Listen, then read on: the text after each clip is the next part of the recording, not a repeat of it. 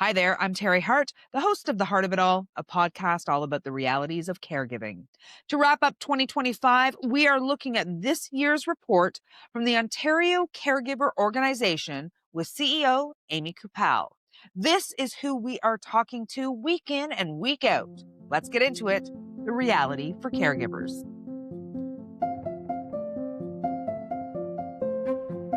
Welcome to the Heart of It All. I'm Teri Hart.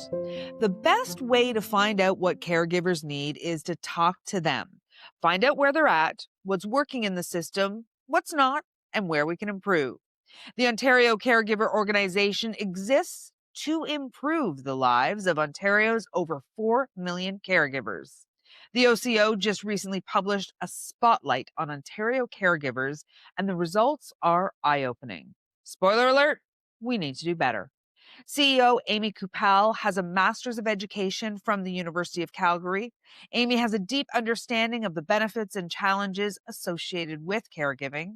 As a caregiver for most of her life, Amy helped to support her brother who had cerebral palsy. She was also a caregiver to her mother throughout her cancer journey and now supports her father through older adulthood. Amy, a big welcome to the Heart of It All. Well, thanks so much for having me. So let's start at the beginning. What is the Ontario Caregiver Organization all about? So we do two main things. We support Ontario's 4.2 million caregivers with all sorts of free programs and services to help make your caregiving journey easier. So that includes things like our 24/7 helpline, coaching, counseling, peer support, and lots of education for caregivers.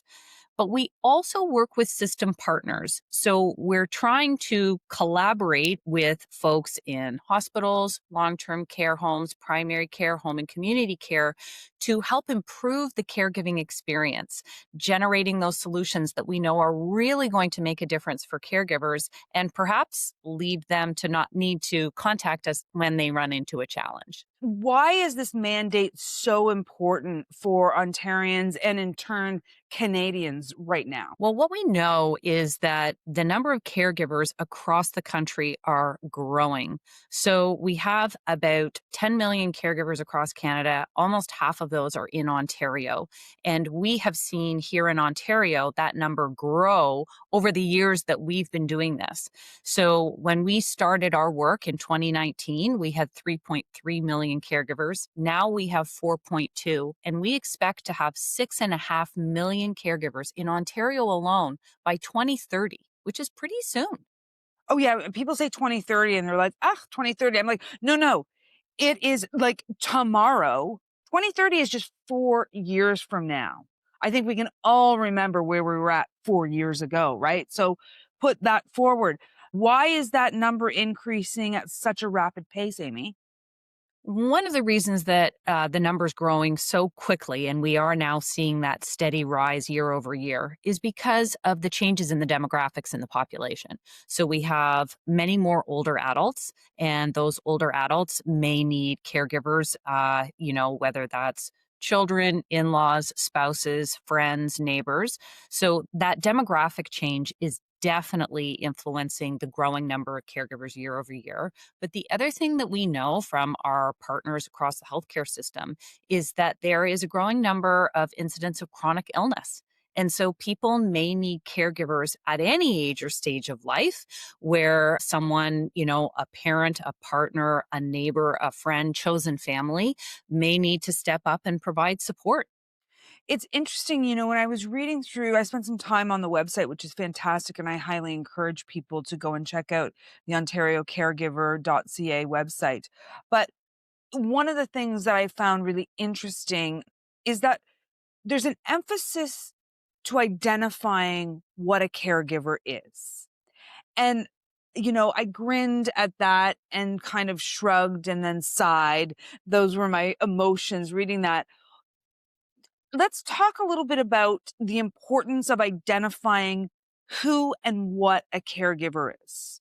It's important to identify as a caregiver when that role comes into your life because, one, you're doing different things now than you might be doing before as a friend or a spouse or with a parent.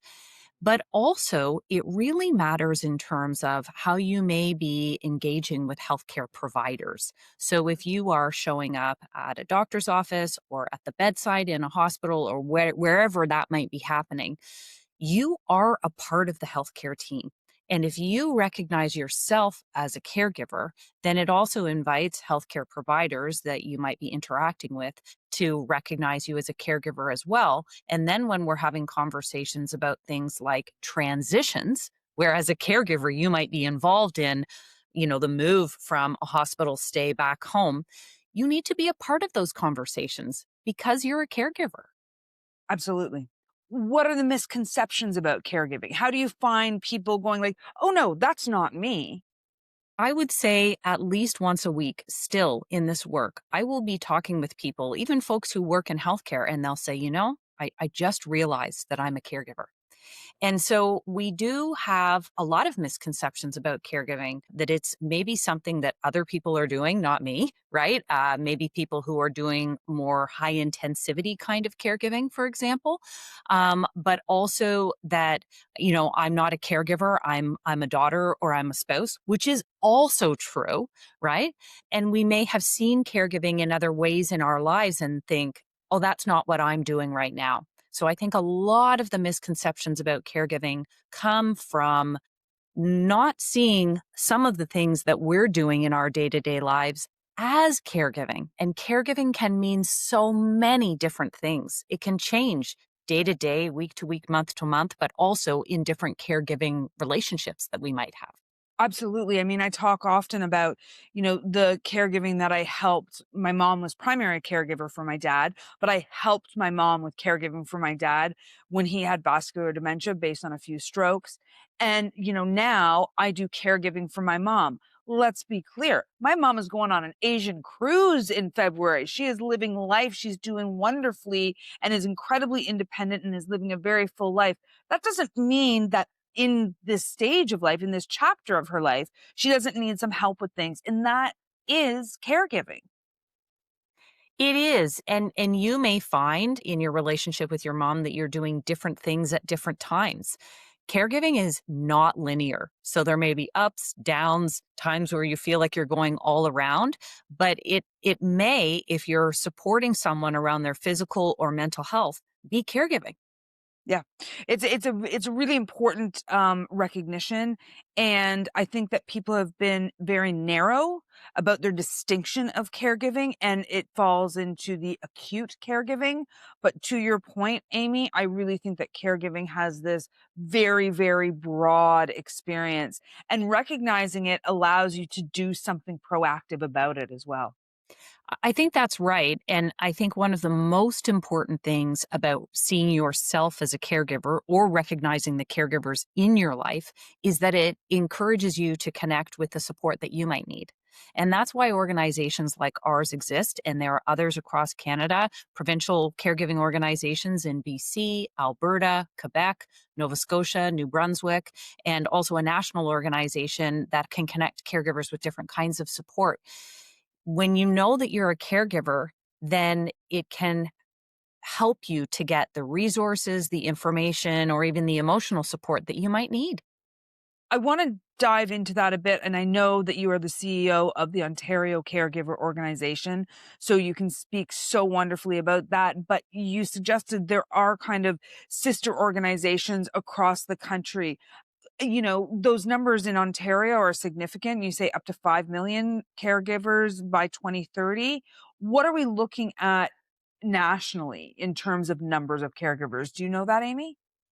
Yeah, so right now we're sitting at about 10 million. We would also anticipate that that trajectory nationally will grow just like it will in Ontario. So we're expecting 6.5 million by 2030. And, we will see that grow as our demographics, particularly in our aging population, change. So this is, happening everywhere in the country, and it doesn't impact all caregivers in the same way. That's the other thing, is that depending on where you live, what the circumstances are, you may face both challenges and opportunities related to caregiving in different places across Ontario or also across Canada. Okay, so those numbers are staggering. Who are people caring for? So we know that the majority of caregivers are caring for an older adult in their life. So that might be a parent, an in law, aunt, uncle, the neighbor down the hall, right? But the interesting thing about caregiving is it can arrive at any age or stage of life. So if you are a parent of a child with a disability, you're probably a caregiver. If your spouse is diagnosed with cancer, you probably are going to step into that caregiving role. If someone has a car accident, you may be providing care for a short or long period of time. So this is the really interesting thing about caregiving is it can happen at any age, at any stage for lots of different reasons. And that includes, by the way, young caregivers. So we know that there are young people who might be caring for parent, grandparent, sibling, any number of other people in their lives, stepping up and doing even medical tasks within their home and their families. It doesn't discriminate. Absolutely. Caregiving welcomes everyone, It does. you know? And you may or may not feel welcome to that club, but caregiving can call on any of us at any time. What are you hearing from caregivers about the impact on their lives and how sustainable their role is? This is one of the most concerning aspects, to be honest, of the work that I do because we've heard from caregivers a number of disturbing trends, I would say. Caregivers used to get to burnout after about 5 years, and now we hear that more and more caregivers are getting to burnout after 2. This is really troubling because not only does that impact their ability to continue to provide care, but it means that their own health and wellness is at risk. In our Spotlight report from this year, 68% of caregivers are facing burnout and feeling like they're struggling to continue to provide care. That's almost three-quarters of caregivers, and most people are doing that silently and unrecognized. And so that I think is something we really should be talking about as a society. Our healthcare system is built around an assumption that the vast majority of care is done by caregivers. And if they don't have the support that they need to keep going, we really need to talk about that. Yeah, and I think that, with advances in healthcare that allow for more autonomous healthcare, people taking care of themselves through guidance from nurse practitioners, through guidance through our GPs, through guidance through emergency rooms, that load of work, that responsibility is falling on individuals outside of the healthcare system. I mean, we know that the vast majority of care in almost every healthcare context, whether that is at home or even in the hospital, is being done by caregivers.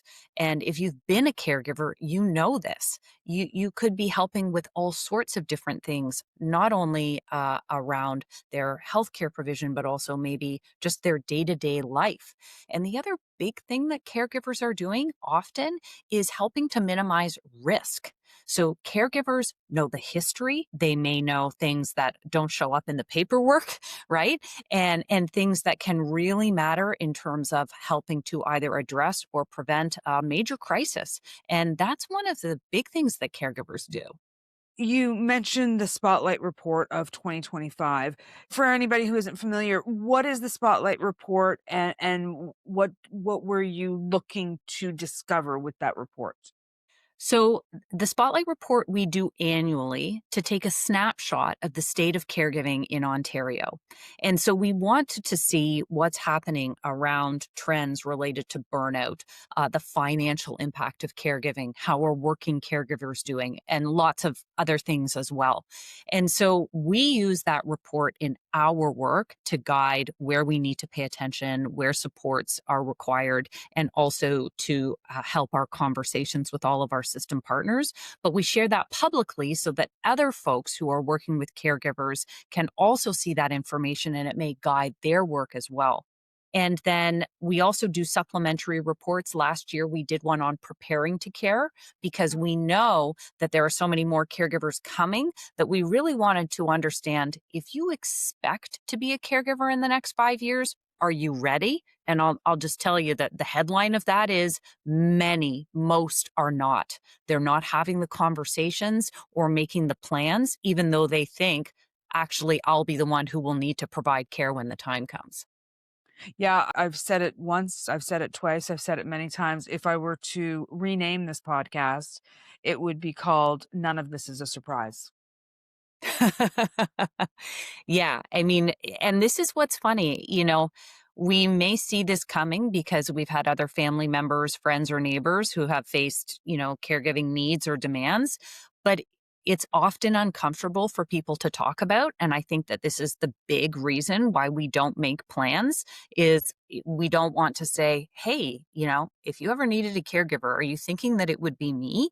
And if you ever needed a caregiver, do you have your documentation in place so that I could be, your substitute decision maker if I needed to? Or, is there money available to support the care that you might need? These are really practical conversations that can be very uncomfortable. But as you would probably know, Terry, if you don't have those conversations, it's way more uncomfortable. And that's one of the things that we talk about with people is have the plan. Yes, it's way more uncomfortable if you don't have them. And it also can mean that the situation is impossible.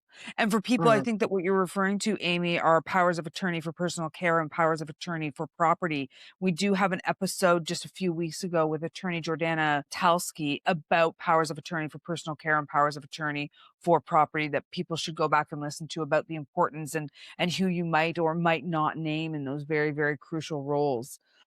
I'm so I'm so interested on this idea of preparation for caregiving. And what would you say what does that look like for people? Cuz I don't even think people are like, well, what do I even say? How do I prepare for something that I don't know what that could look like? What advice do you and the Ontario Caregiver organization give to people about preparation?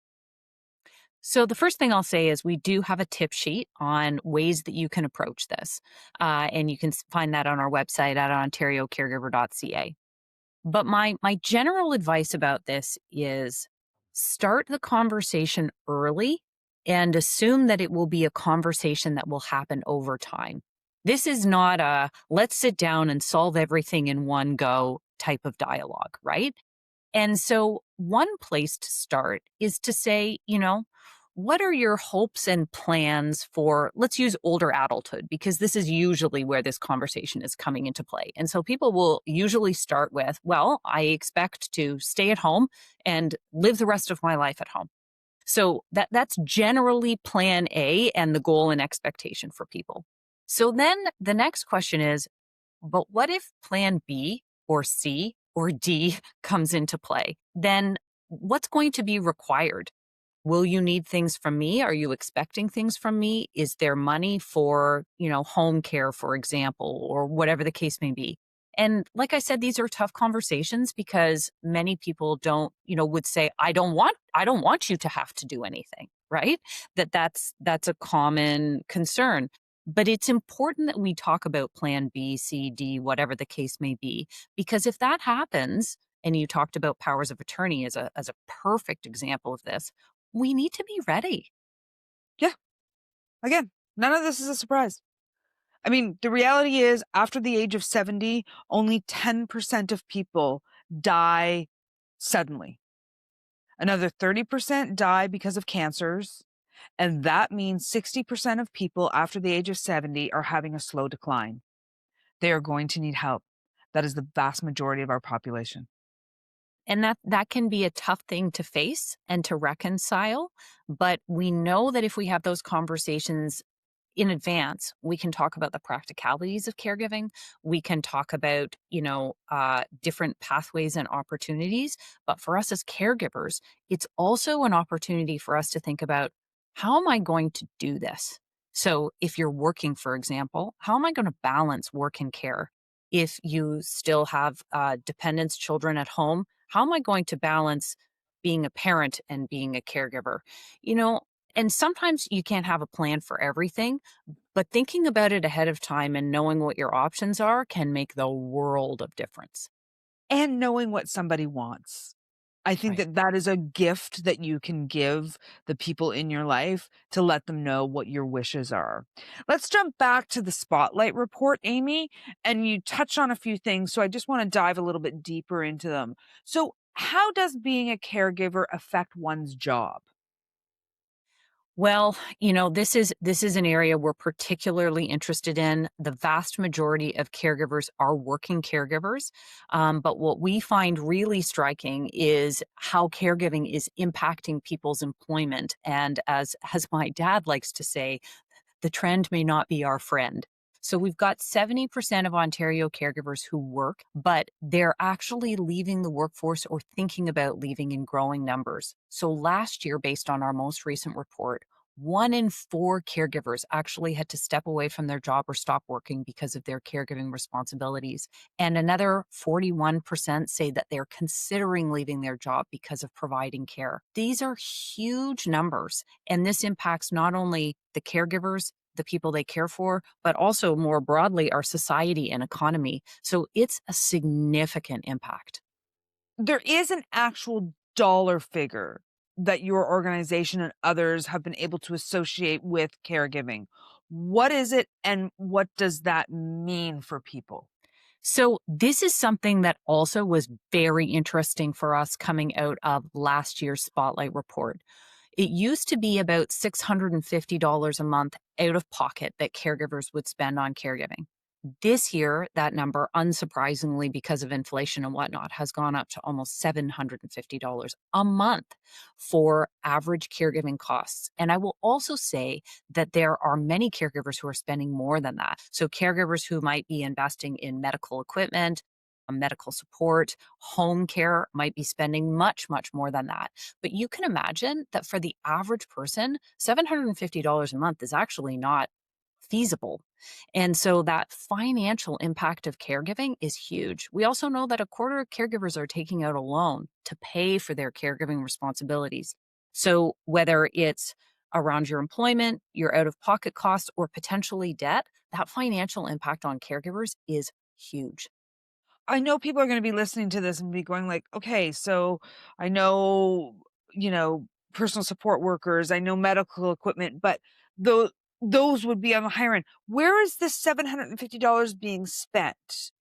So that really varies. So people may be paying for food or rent for the person that they care for or supplementing those types of costs. They might also be doing things like paying for transportation.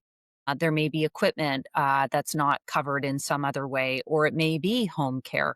So, what I've experienced in caregiving and what we hear from caregivers is this is not a one size fits all type of scenario, right? And what those costs may be can also vary over time. So there may be one time costs or high intensivity periods, and then it may change. So right now we're working off of that average, but we know that there are caregivers who run the gamut in terms of financial cost, from very limited impact to huge impact to their financial circumstances in their life. I think that the more transparent we are about all of the different tentacles and the complications that can come up around caregiving, it's a gift to people to understand what may be coming down the pike. There was something that was written in the Spotlight report that I hadn't heard or read before, Amy. So I'm hoping you can clear it up for me. That there's a shift towards community based care. What does that Mm. mean? Well, it kind of ties back to what we were talking about earlier.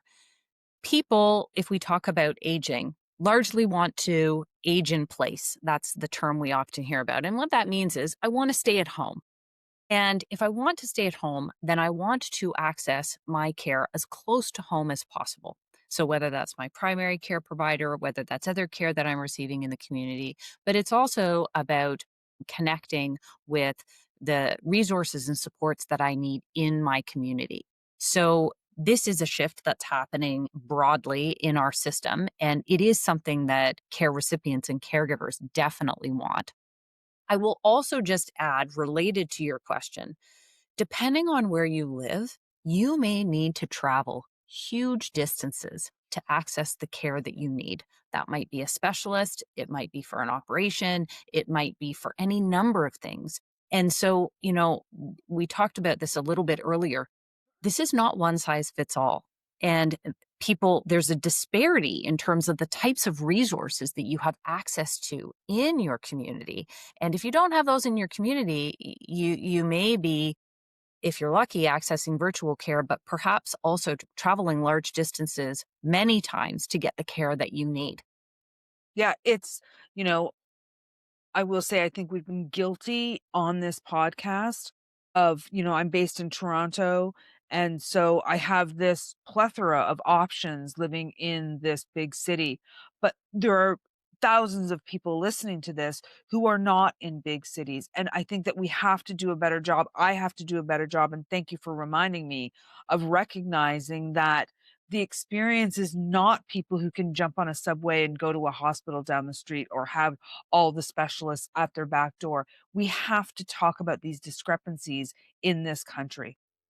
I think that we do, and we've been doing some work on this. We have a project that we're doing right now that's focusing on rural and remote caregiving and some of the unique challenges that people face. But the other thing that I will call out just from what you said is transportation is a common challenge for caregivers, even people living in big cities, right? Will my transportation show up and be available the way that I need it when I need it? And we hear from people, I missed the appointment because the transportation didn't show up, or I wasn't able to make arrangements in a way that worked. And so, we live in Canada. We travel long distances. Even people might travel, from one end of a city to Yeah. another.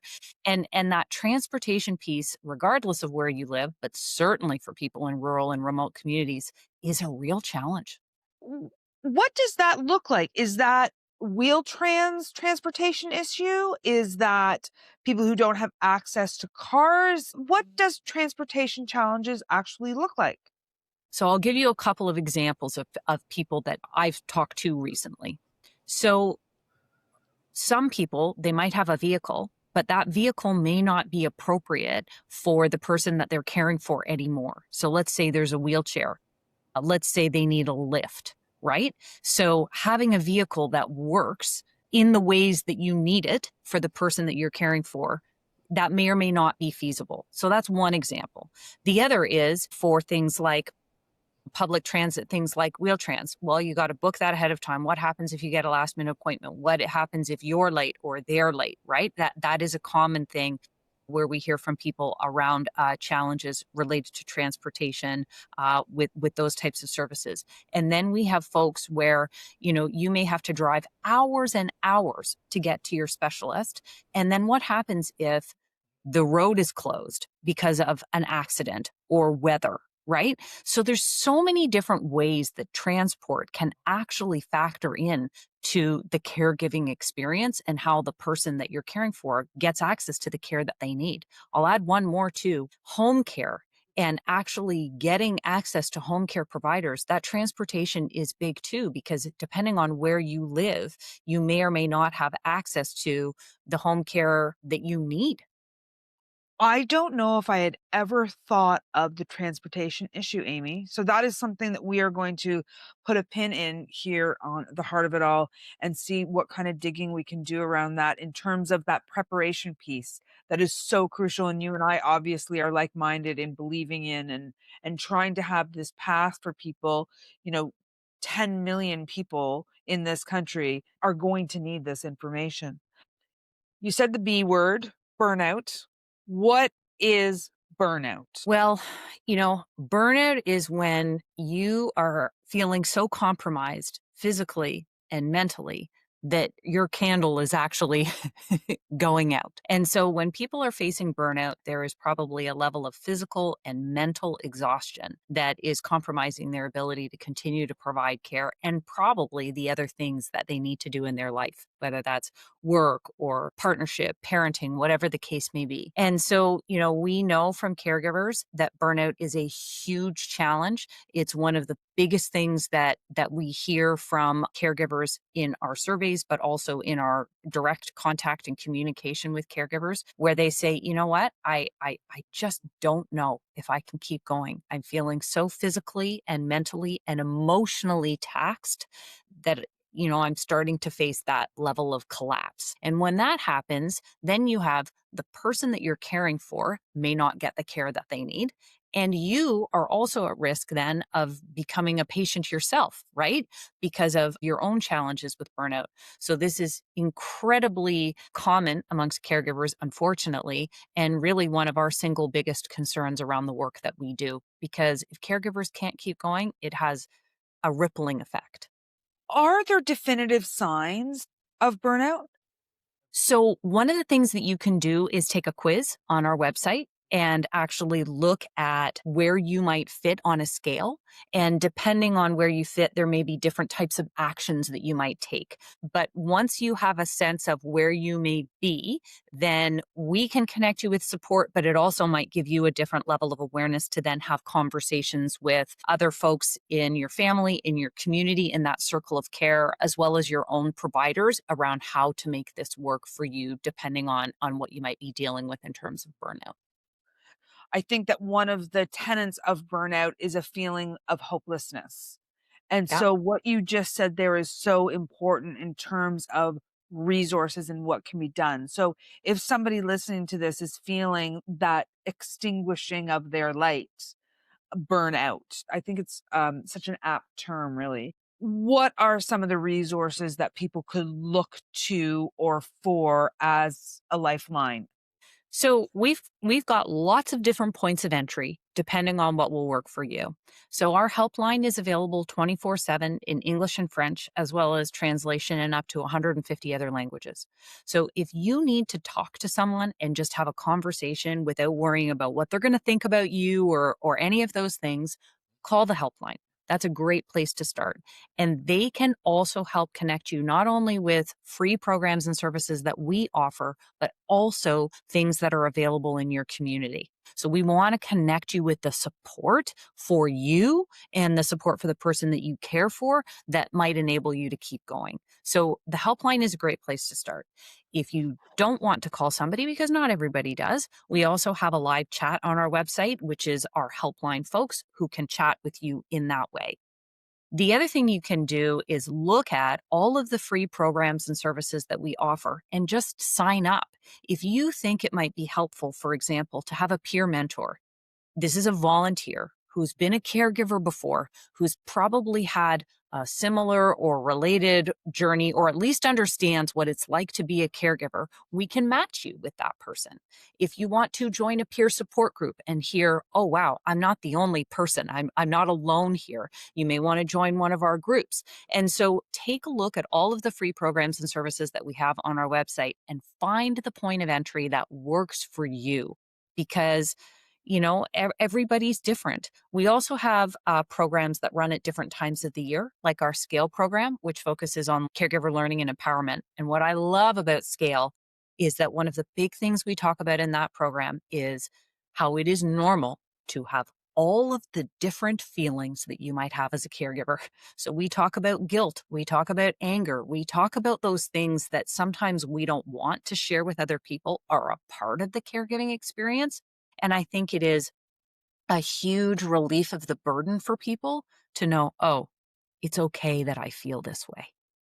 I think we've learned as a society that the isolation of anything is a scourge. It is such a problem. And so understanding that there are other people like you, like me out there, and finding those supports can do wonders for people's ability to keep going. And that is one of the things about caregiving that I think doesn't get discussed often enough. This can be a very, very long road. This is not something that can be over in a week or a couple weeks or a couple months. This can be years. It can. I mean, for some people, it's decades. Every caregiving journey is so unique and often unpredictable, right? We don't always know what's going to happen. Unfortunately, we usually don't know when the next crisis is going to hit or what that's going to require of us as a caregiver. So, part of, I think, the stress of being a caregiver is just that unpredictability. And many of us are trying to be prepared for everything, but it's really hard to do. So you mentioned the peer support group. You mentioned the SCALE program. What else is the OCO doing in terms of programs that people could avail themselves to? So, if those types of programs aren't the right ones for you, you may want to take a look at some of our learning resources. And that's something we have lots of different ways. So, I've mentioned some of our tip sheets. We have tip sheets for many different caregiving situations where you can kind of go through the checklist. And in fact, one of the things that we have is a Caregiving 101 checklist that helps you to kind of map it all out and say, okay, where am I on these different domains? And some of them may be relevant to you and some of them may not. But we've got lots of those resources on our website at ontariocaregiver.ca that you can take a look at. We also have webinars, and if you can't join us live, all of those are on YouTube as well, where there may be a topic about caregiving that's really relevant to you. And you can look in our archive or join us live for one or more of those sessions. Those are also free, where we're interacting with experts and they're sharing about something that's relevant to caregivers. So that's a great option. We also have some mini courses that caregivers can do on things like, how do I talk to a healthcare provider as a caregiver, right? And looking at some of those strategies.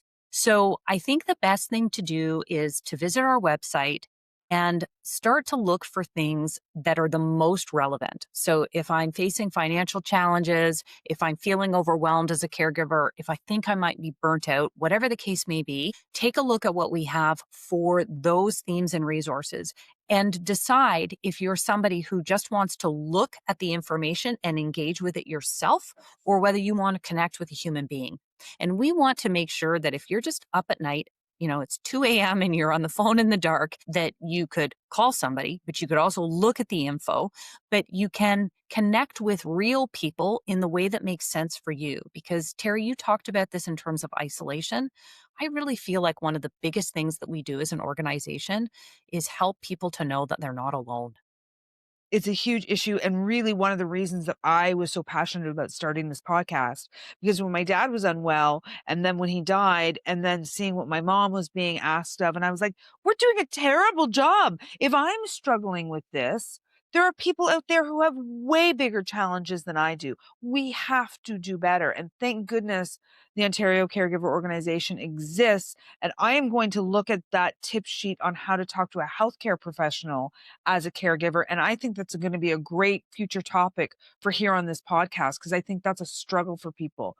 I want to highlight that the OCO is an organization that is supported through the Ministry of Health.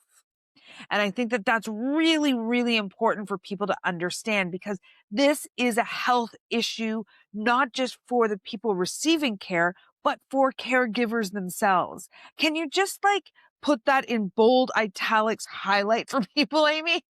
Well, one of the things that we talk about is that caregivers are a part of the healthcare team.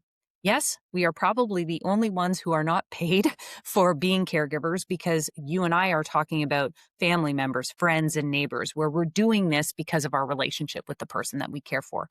But we are still part of the team, and we are doing the vast majority of care in all of the different ways that you and I have talked about today. So we are an important part of the team. We deserve to be recognized, included in care planning and care decisions, along with all the permissions and privacy and confidentiality, which is super important.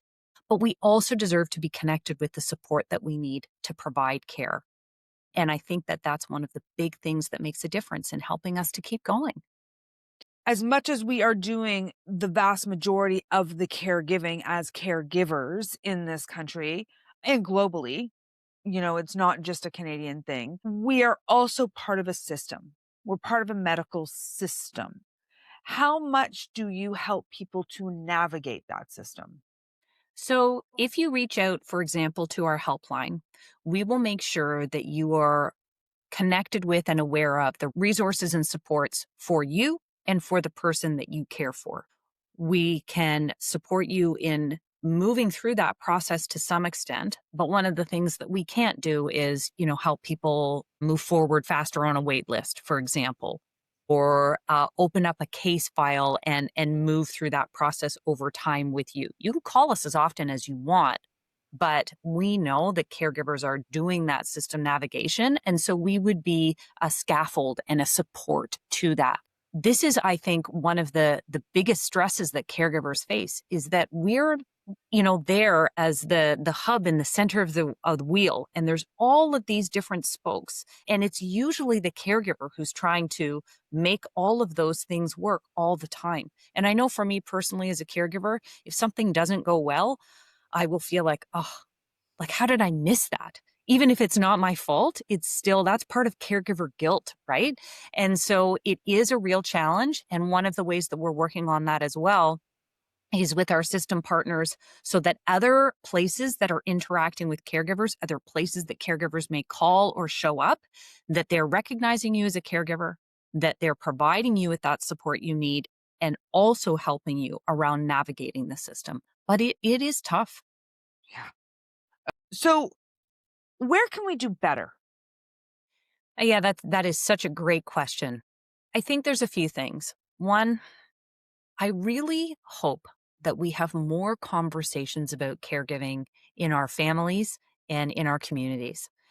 Caregiving is often kind of happening quietly, unrecognized, in our homes and in our communities. But when you look at these numbers, if we would just bring that out and talk about it more openly, it would help people to feel less alone. I think that's one area that all of us could do better. And if you know a caregiver in your life, maybe there's somebody in your family, maybe there's somebody down the hall or down the street, recognize them and let them know that you know that they're doing those things.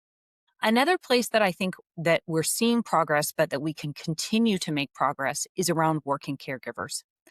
Employers who recognize caregivers and have caregiver friendly policies and practices have actually a recruitment and retention advantage.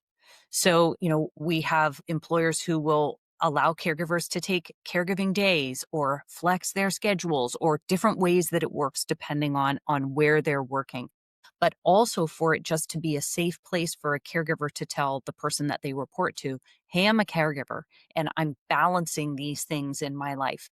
I think there's a lot of progress we can make together in that area, and that would make a difference not just for caregivers, but also for the employers and for our society as well. Huge room to move there. Huge. I honestly believe that.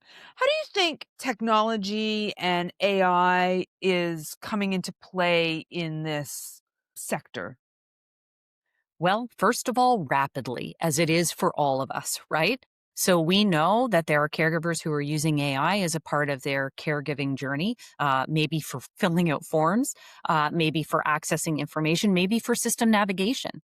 So people who are embracing AI and using it, that becomes a caregiving tool. But the other thing is caregiving or AI is showing up in our healthcare system. So caregivers may be showing up at appointments where a healthcare provider is using an AI scribe, for example. They may be asked for permissions for different ways that AI is being used around the provision of healthcare, record keeping, that kind of thing. So, we're a part of these conversations as an organization. We know this is going to be changing very quickly. And those considerations for caregivers are really important. And we're going to have more and more information and education for caregivers coming up, not only about how can you be using AI as a caregiver, but also how might AI show up in your caregiving journey across, different healthcare providers and that kind of thing. I love that because we do want to, we come back to that preparation word, right? We want to prepare people not only for those, but like when they go into a new environment, what that might look like for them. And having somebody ask them that question, do you give permission for fill in the blank? Letting people know what that actually means is crucial. The other thing I would say is you and I have probably both heard lots of examples of where people say, I just put all the medical records into whatever AI I'm using and I let them tell me what I need to know. But there are privacy and confidentiality considerations that you really need to think about before you're doing those kinds of things. And so we also want caregivers to be aware of that kind of thing as well in terms of their responsibility and the implications for the information that you might share. Wow. Was there anything in particular in the Spotlight report, Amy, that showed you a shift in any direction this year in 2025? Yeah, that's a great question. I think that I would come back to working caregivers. When we see growing numbers year over year of people who are leaving or losing their jobs because of caregiving, that is attention grabbing for me.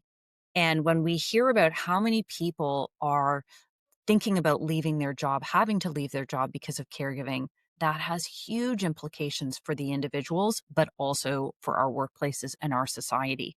And what we also hear from caregivers is the next step of that, which is how do you re enter the workforce maybe after your caregiving is done, and some of the challenges that people might face around that and the opportunities. So I think we have so much information in Spotlight, and it's available on our website for people to see. But I do think one of the things for us to talk about is the working caregiver piece, and also that financial piece is just huge and really a challenge for a lot of families.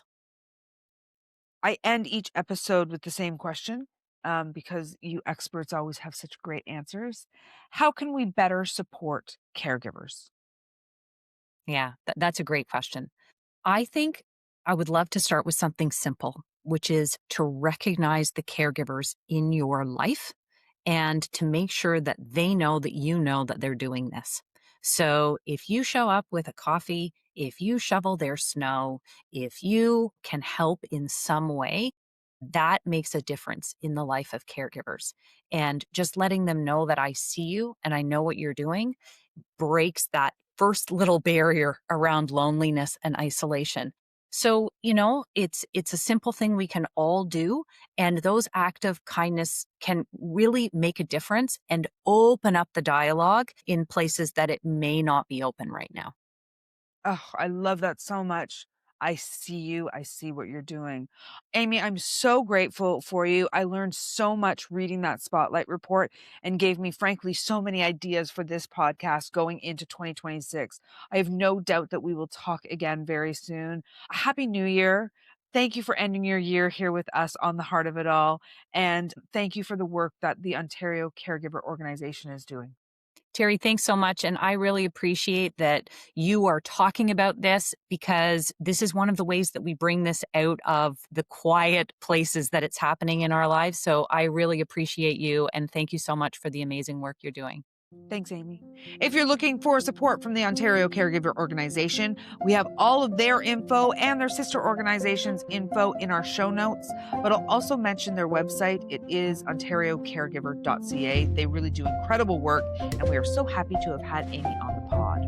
We are turning the year's calendar, and 2025 will always be the year that we launch this baby of mine. I am Teri Hart, the host, creator, and executive producer of The Heart of It All. Thanks also to Carrie, Hayden, and Jess Carroll at 6 of 1 Digital, who are my co-producers and constant supporters.